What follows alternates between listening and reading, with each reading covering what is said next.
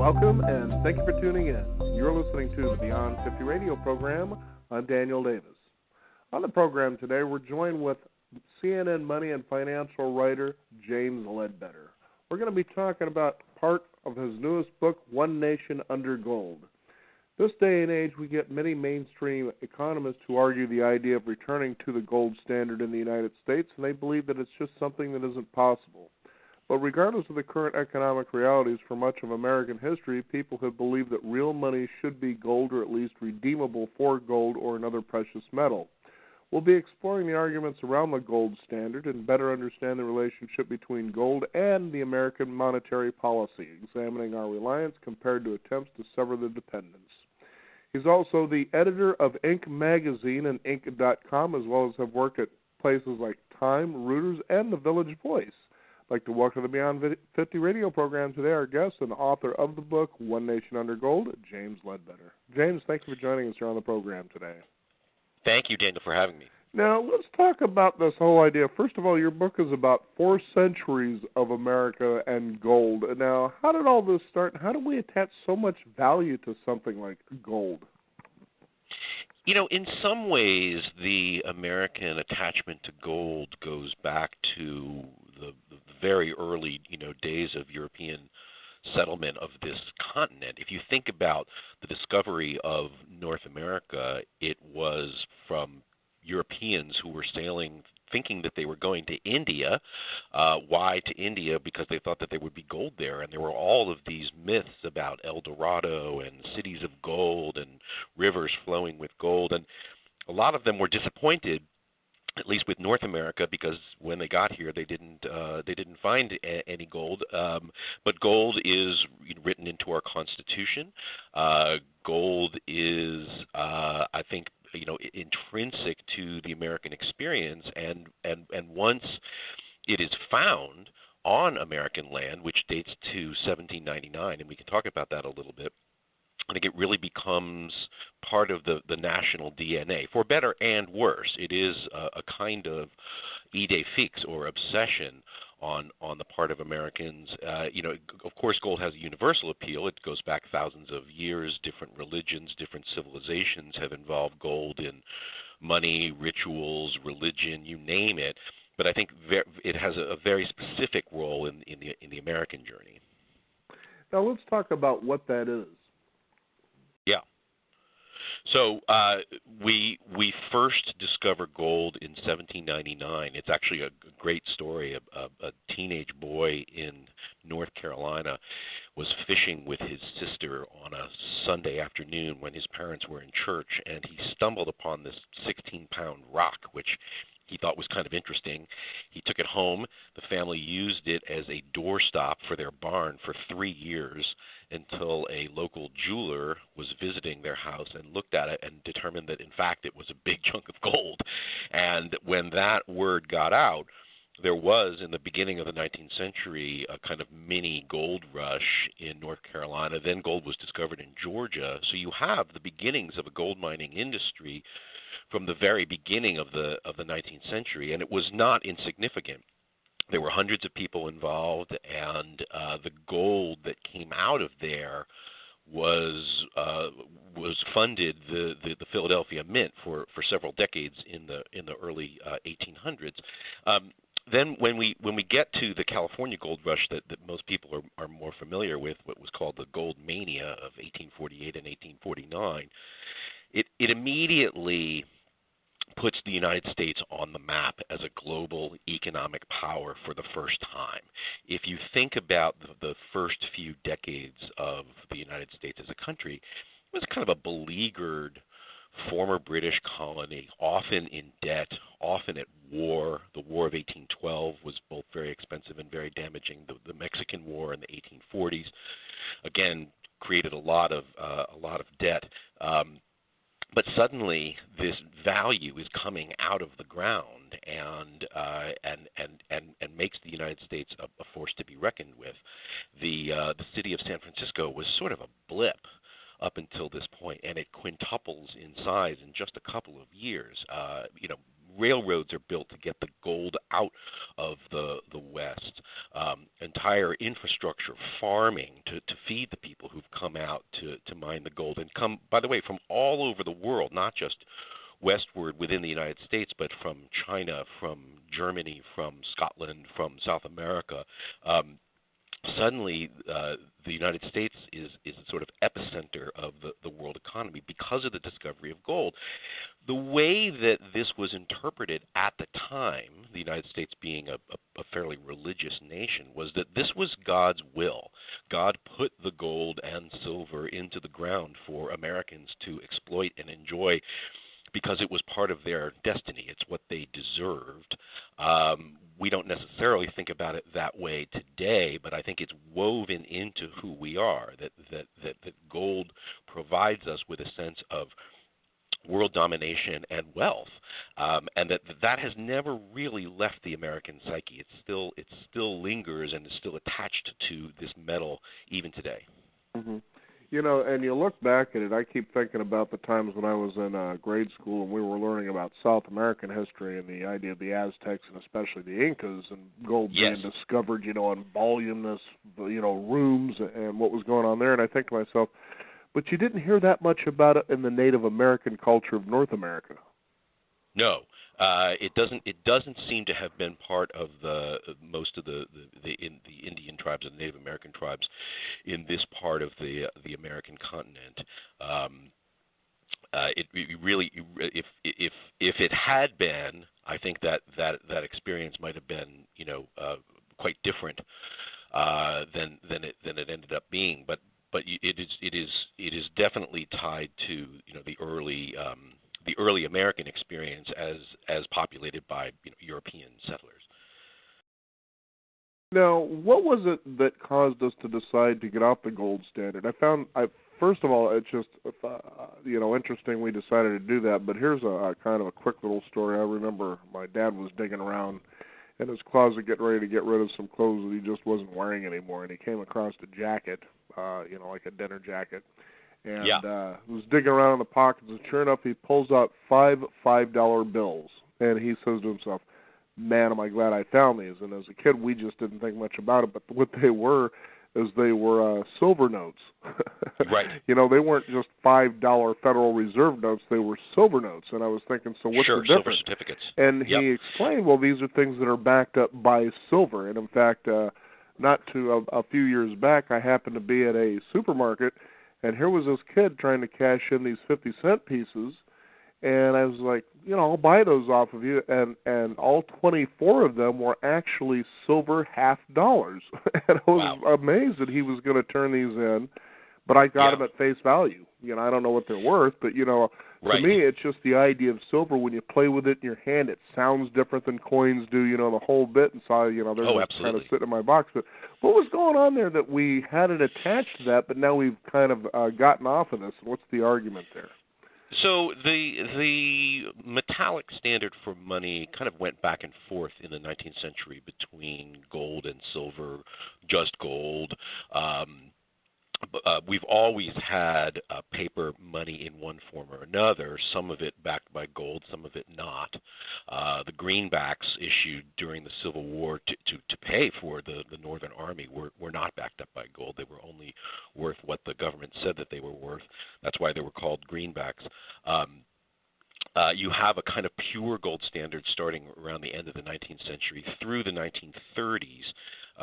One of the first things that FDR did upon taking office was to first of all, close all the banks in the United States, and second of all, buy up all of the gold and gold certificates held by individuals at a price that was comfortably above the market price at that time. So people, you know, got a good deal, but you were not allowed to hang on to your gold, or you would face, in theory, prosecution.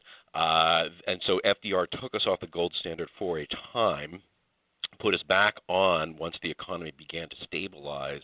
And then what you have at the end of World War II is known as the Bretton Woods system. This was named after the town in New Hampshire where the world's powers gathered toward the end of the war to come up with a new global monetary standard. And the way that that worked was that the dollar was fully convertible to gold at the rate of $35 an ounce. So if you had $35 in any form, you could theoretically go to Treasury and get an ounce of gold.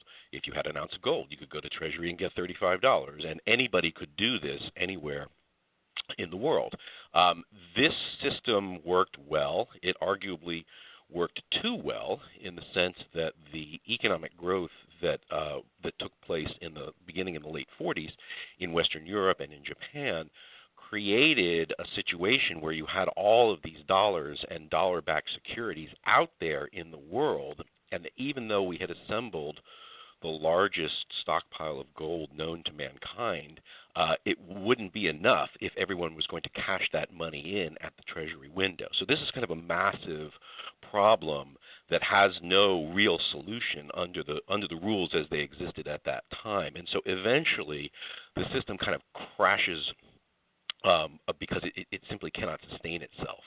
So you get in the 60s and 70s these incredible runs on the dollar as people try to take advantage of the slight price differences between gold sold on the private market and gold as it would be purchased by Treasury. And finally, in 1971, Richard Nixon takes us off the gold standard once and for all.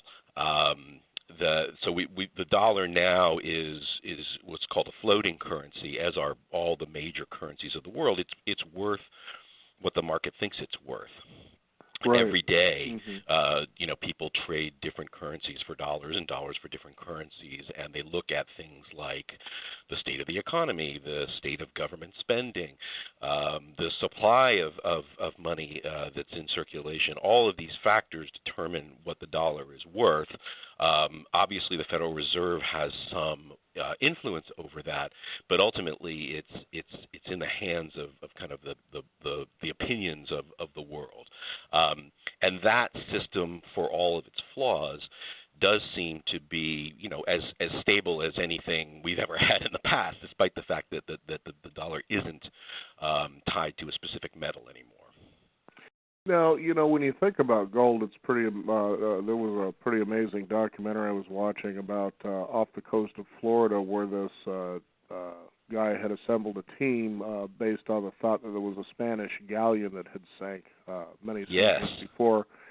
And I was really astounded by this because this was something the guy, he went out and he financed this. Of course, he helped get a lot of funds raised. His son had died and a few others had died. And they had spent 5 years looking for this. And, they weren't real sure they were going to find it, but eventually it was sort of like, the 11th hour situation where they did. And what was astounding about this is you look and you realize, 5 years they spent all their time and their energy raising money, going out there trying to find this, and they finally found it. And sure enough, it was the mother lode, these Spanish galleon coins that they had unearthed. And I think there were even some gold bars as well. And what really, I guess, for me, it just pisses me off just to even think about it. But they get to the dock, and there you got the customs agents, and they just simply seize this stuff from them. And you think, okay, so how did they get that kind of power over something like that? Because you wonder, you keep hearing about investing in gold and this and that and the other, but what would stop a government from, or companies, whatever, from doing something like this? Yeah, I mean it's sort of astounding. I'm not familiar with the details of that particular case, but it does seem sort of astounding that customs would have that kind of authority. But what made it, I was going to also point out too, what made it even more interesting is what the narrator says. So here it is, the gold passing from one century to the next into one set of hands on an unending journey, and you realize this will really never be owned. It's just the illusion or the impression that it's owned. Yes. Well, I mean, one of the absurdities of using gold as a currency is that you do have to move these massive shipments around. I mean, it's literally the case that you'd have someone, kind of running around a basement moving a pile of gold from one corner to another because France had a transaction with the United States or vice versa. It reaches a kind of absurd point.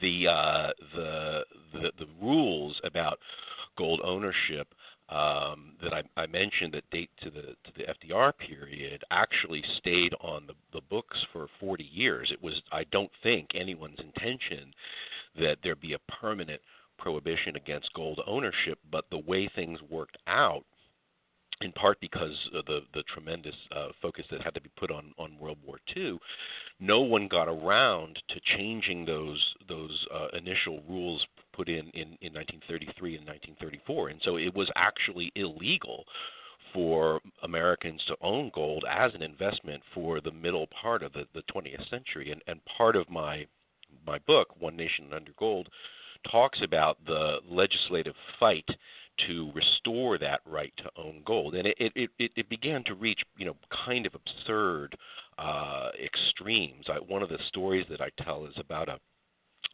casino owner in Nevada in the late 50s who was something of a publicity hound, and he crafted this statue of a rooster made out of solid gold to promote his Golden Rooster Casino, and it was a crowd pleaser. It was something that attracted tourists off the highway in this fairly remote part of Nevada at the time. And about a year and a half after his 14-pound rooster statue occupied this space in his casino, the feds came in, with armed rifles, loaded rifles, seized the rooster, put him in jail in California, and there was a federal trial that took nearly 2 years about whether it was legal to carve a statue out of gold. And I mean, the law had an exception for artistic or industrial uses of gold. So, if you were making jewelry, obviously, or if you were making a sculpture of some kind, and the government maintained that this was actually commerce because it was in a casino, and the casino owner argued that it was art because he'd had an artist actually, kind of draw the thing, and it was just this ridiculous level of trying to enforce these laws that kind of no longer made any sense, but everybody was scared about the overall gold supply, so the laws didn't get changed. It's really a very almost comical episode in our history. It certainly sounds like one. And it's the same thing as I was mentioning earlier with that search for the Spanish Galleon, the idea that they have decided to be empowered to go and just simply take this. And so you think about something like a gold standard, for instance, and if we were to return to that, how would that look, and how would we go about valuing the gold in the first place? Well, that's the if you'll forgive me, the $1 trillion question. I mean, you have a movement in this country to restore a gold standard. In the platform of the Republican Party in both 2012 and 2016, there was language that said we will, seriously consider having a commission to examine restoring a metallic value for the dollar, which is kind of code for a gold standard. And in the 2012 presidential race, 6 of the 7 Republican candidates actually said that if elected, they would either return the United States to a gold standard or seriously consider doing so. Polls will indicate that among Republican voters, that position has a lot of support. I think it coincides with a view that people have about limited government and fiscal responsibility and all of these things that appeal to a certain class of voters. As a practical matter, however, it is virtually impossible. I mean, it is a both extremely difficult thing to pull off, and the consequences of getting it wrong would be tremendous. But so to your point, what would the value be? I mentioned earlier that under the Bretton Woods system, the world agreed to fix the value of gold and dollar at the rate of $35 an ounce. Well, if we were to convert to a gold standard tomorrow, would we use the market price of gold today, which is $1,200 something an ounce? Would we take an average over the last 3 years or 5 years or 20 years of the value of gold and call that the rate at which we have a gold dollar exchange? Should we divide the gross domestic product of the United States by the amount of gold that the government currently holds to come up with a kind of dollar figure for that gold? I mean, there are any number of methodologies that could be used, and depending on which one you choose, and P.S., who's going to choose this? Is it going to be, we're going to have a national referendum on this? Is it going to be the Federal Reserve? I don't know. There's just kind of no way to know who would make this choice, but depending on which one you choose, you may get a dollar value for gold anywhere between $500 an ounce or $10,000 an ounce, and it matters. I mean, getting that wrong could mean that we'd be back in the situation that we were in the 1950s and 1960s, where, in theory, if the Treasury is converting all dollars to gold, what's to keep a foreign power or a private company, for that matter, from sort of going to Treasury with a lot of dollars and buying up all the gold? And then, if that's the basis for our money and we don't have any of it, that's a problem. Right. So I think that as a practical matter, this is not going to happen in your or my lifetime. But as a political symbol, it remains quite potent, at least for several million Americans. See, one thing, to point out to the listeners that I think is important to know, too, is the reality of the material itself. For instance, as I was speaking earlier about the 50-cent silver pieces I have, well, Yep. silver is also something you can use in healing practice. See, so there's Yes. a lot of value to that there. And, you kind of wonder now, in gold's chemical state, if you will, or its geological state, what kind of value does it have other than it's really pretty? Oh, tremendous. Gold has a number of unique properties that make it very useful in all sorts of industries, from medicine to computer parts. There's probably a little bit of gold in your smartphone. You really see a rise in the industrial use of gold after World War II.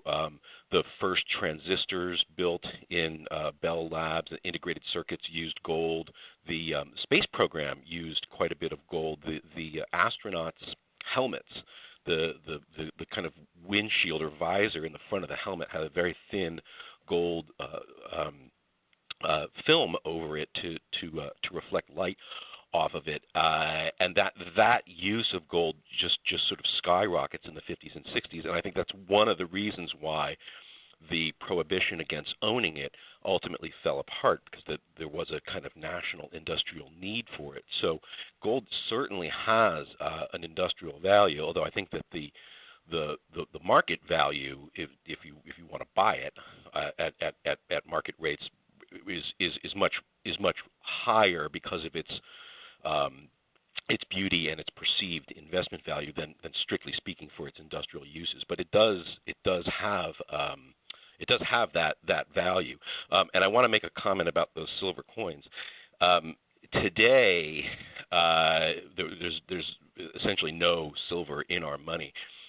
There was a period when it was actually legal to melt down those old coins, and there was this is in the mid 1960s. There was a kind of cottage industry of people who were buying and selling big stacks of silver coins, and people were stockpiling them because they really believed that the price of silver would go up to the point where they could melt these coins down legally and cash in the silver. That came to an end after a few years. So it's actually illegal to destroy United States currency in any form. So I wouldn't recommend stockpiling silver coins as a way of melting it down unless you're willing to risk the jail time. Right. Yeah. No, I just like I was saying, I just seen them in front of me and thought, man, that's just kind of an interesting little investment right there. I spent $12, and I'm sure they're worth a lot more than that now. But it was kind of an interesting thing. And going back to the value of gold too, I remember it was in 1979 that my father was actually given for a gift from his company's owner, a Krugerrand. And Yep. that's where the attention of gold and gold value for me first came into my Yep. life. And apparently now a Krugerrand is an African coin that is 1 ounce of pure gold. And so I took a look at this and realized, okay, well, so how much is gold per ounce? And it was kind of like one of those puzzles where all of a sudden it just appears in front of you. So I was watching gold prices going, my goodness. And back then I think it was right around $300 or $400 an ounce, I think it was. But over the years, that always stayed in the back of my mind. So you'd see the price going up to like $1,200 an ounce, and I'm thinking, man, that coin is just worth a lot of money. But how do you decide something like that? Especially with somebody who's thinking about, because you're hearing more and more commercials or seeing them more on TV about investing in gold. So what's this big commercial gold rush going on here? Yeah. So the Krugerrand has to be considered one of the great marketing triumphs of modern times. Right up there with the sea monkey, I'm guessing. Minted by the South African government, which owns the gold industry in that country for the most part, and I think about at least 50 million of them have been minted over the years. And as you point out, it was designed specifically to be 1 ounce of gold, so it was very easy to track the value, as opposed to, say, a gold ingot or something, which you might have to do a little math to multiply the number of ounces times the price that you could read in the newspaper in those days. But you knew exactly what it was worth. They were beautiful to look at, and they sort of hit the U.S. market right around the time that it became legal for Americans to own gold again. And in fact, it was such a big hit in this market that I think the U.S. government sort of looked at this and said, hey, we could get into that game too. We could issue commemorative gold coins that would also be an ounce, and and the benefit would go to the United States gold industry rather than South Africa's. And in fact, that's what we did, starting in the 1980s. And the U.S. government now prints, or I should say mints, hundreds of thousands of gold coins every year. Is it a good investment? Well, yes. It kind of depends on what you're looking for. Again, I'm not an investment advisor. My book is not financial advice. It's a work of history. But my instructions to my readers is to understand the history so that you don't get bamboozled by some of the sales pitches that are out there. There's a lot of crazy stuff going on. In fact, there's a lot of crazy stuff. To give you an idea, and that's why I wanted to bring this up, is apparently there was and I don't know, it could still be out there, a network marketing company. Basically the same kind of business model that you see with things like Herbalife or whatever the case is, but it had to deal in gold. And I thought, now how are they pulling this one off?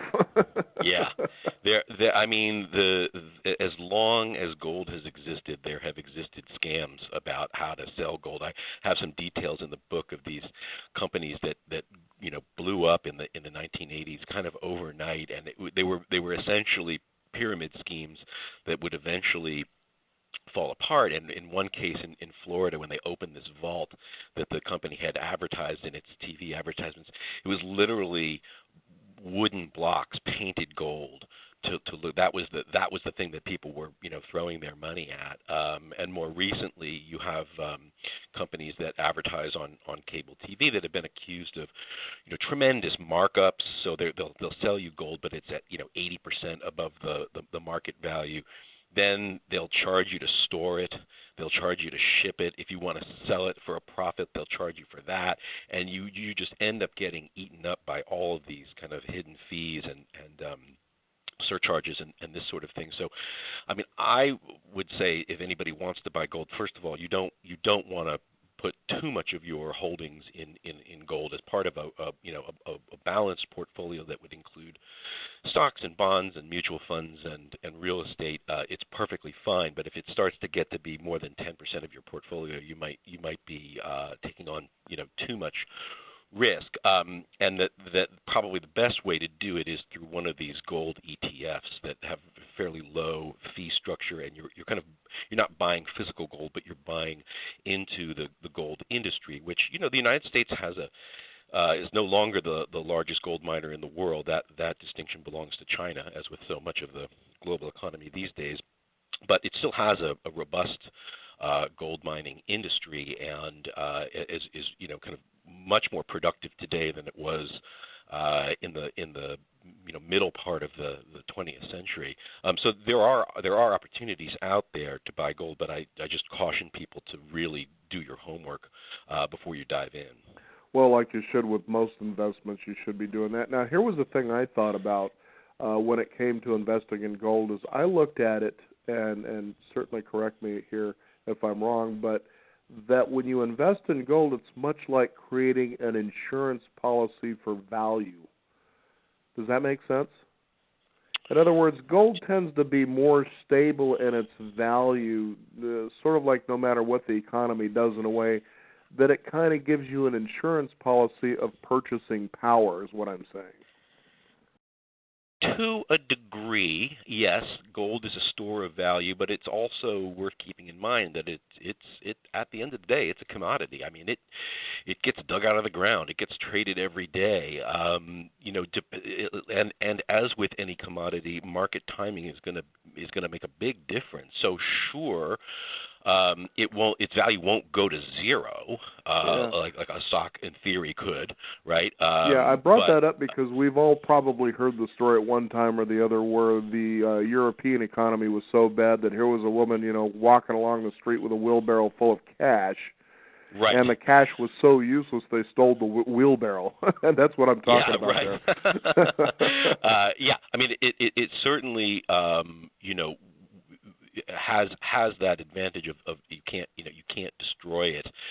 So you will almost always be able to find someone who wants to buy it from you. But it doesn't really follow from that you're necessarily going to make money with it. I mean, it was not that long ago that gold was trading around $2,000 an ounce, just within the last few years. And if you bought it at $2,000 an ounce, well, at least on paper right now, you've lost quite a bit of money. So it carries the same risk as most other investments around there. And again, while I agree that it is a store of value, you don't want to let that blind you to the fact that it can go up and down in value just like anything else. When you were putting this book together, James, what must have been going through your mind, especially when it comes to the obsession of people and how we inherently put value on things? That sometimes you must have just scratched your head like, well, how do we ever get this far as human beings? Yeah, I mean, it's a very interesting question because there is so much psychology involved in it, and why do we value some things rather than others? Not that gold is an illogical thing to value. It has, it is beautiful to behold. It is durable. It has all those physical, chemical properties I talked about earlier. Yeah, you can craft it to things too. So, but at the same time, as some have observed, you can't eat it. You can't. It's not going to sustain life. There is this idea that if the apocalypse comes, well, at least I've got my gold. Well, I don't know that the caveman on the other side of the river has much use for your gold if he can't get, fresh water, air, food, the shelter, the things that actually sustain life. So you can get carried away with it. It's not illogical, but I think that people become obsessed with it, and part of that too.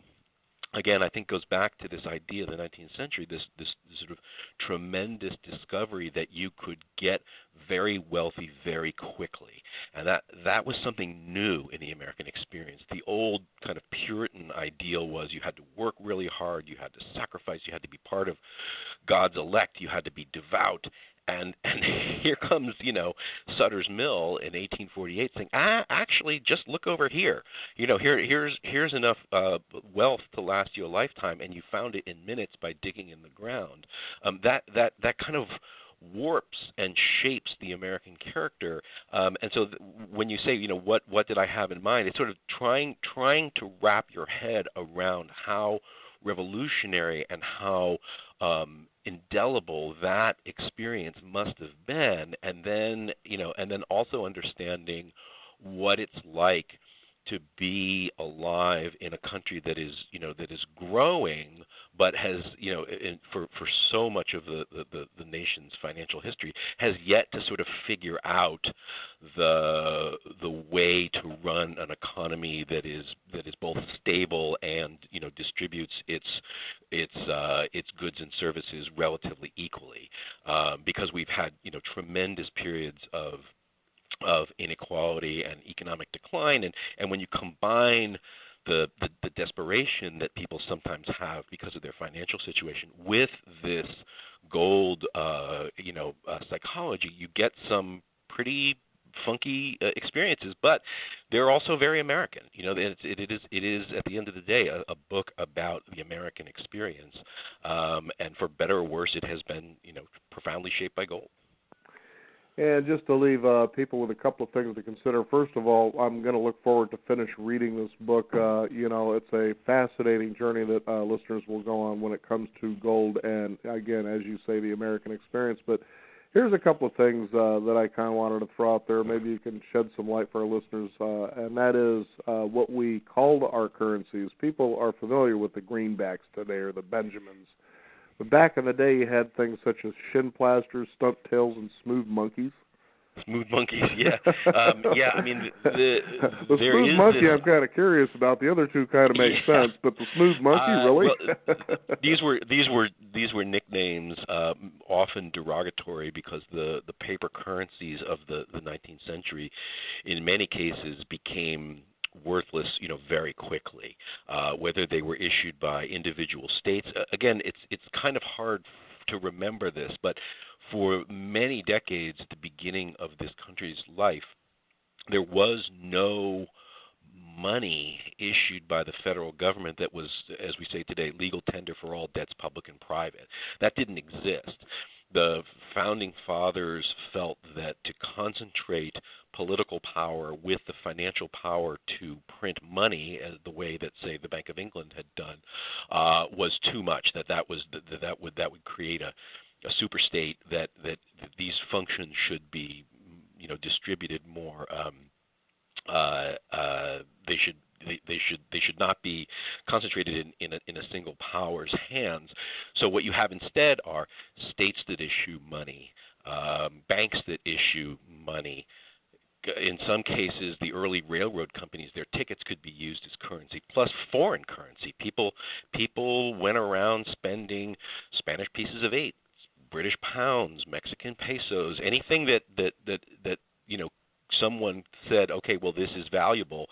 I may take it at 20% off its face value, but it is a currency. So all of this stuff floating around, and the paper money was often subject to just tremendous inflation and devaluation, a little bit like that European example that you mentioned. And so people would come up with these crazy names, shin plasters and smooth monkeys, to sort of indicate that they kind of knew that it might ultimately be worthless, and all of that, you can kind of understand why people would yearn for something as uniform and idealized as gold as a standard for money, and eventually that's what we get. And one thing I'd kind of like to leave final, because I don't know if you talked about this in your book, but you hear a lot about Bitcoin. And when Yes. you take a look at the philosophy behind this, it's the whole idea that, of course, for people who like to really study the government and the monetary system, we think of the story of the creature Jekyll Island and what these bankers were all trying to do to basically control the world. And so here's a way somebody has decided to come along and say, well, let's do this Bitcoin and pull ourselves maybe kind of away from this. But Yes. in the end, when it comes to, let's just say, currency, the whole idea behind currency is to say, I'm going to give you value now for something in the future, sort of a thing. It's a way of keeping your word.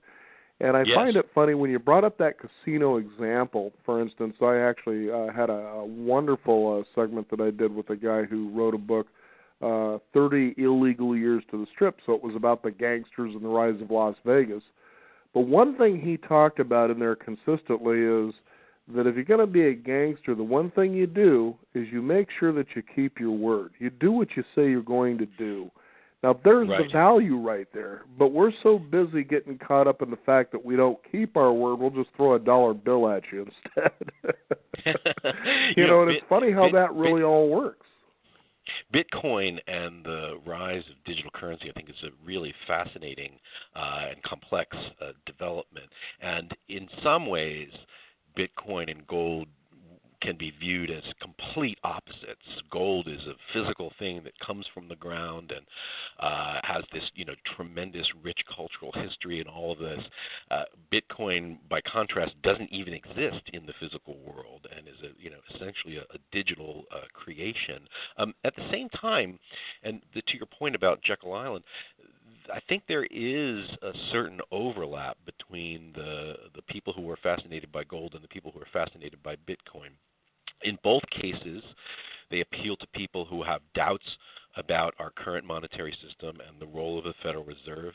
In both cases, there is a scarcity built into the currency. There's only so much Bitcoin that can ever be, quote, mined, unquote, and there's only so much gold that's ever going to be, mined in the world. The supply increases every year, but not by much, and it's the scarcity that delivers a good portion of the value. And you've seen some experiments to kind of create what's called digital gold or e-gold that uses some of the blockchain technology of Bitcoin and attaches it to gold. And it's an interesting experiment. I kind of don't think that the dollar has much to worry about at the moment in terms of its use by Americans and its role as the world's reserve currency. But these are interesting experiments, and I think that they demonstrate the kind of the perpetual need for people to feel like they have control over their currency. One Nation Under Gold is the book. Our guest joining us here on the Beyond 50 radio program, Mr. James Ledbetter. I think why this is an important book, like any good book out there that has to do with the idea of currency and value, is that you explore the psyche of the human imagination, and you start stepping back and realizing just how fascinating all of this really is. Well, I'm really glad that I could share it with you today, and I hope that your listeners will pick up a copy of the book. And how can they find that? You can get it at any major bookstore or on Amazon.com. I also have a website, onenationundergold.com. You can look at some reviews and some excerpts, and there's places to buy it there too. Very good, and they can get a 50% off discount if they use Bitcoin.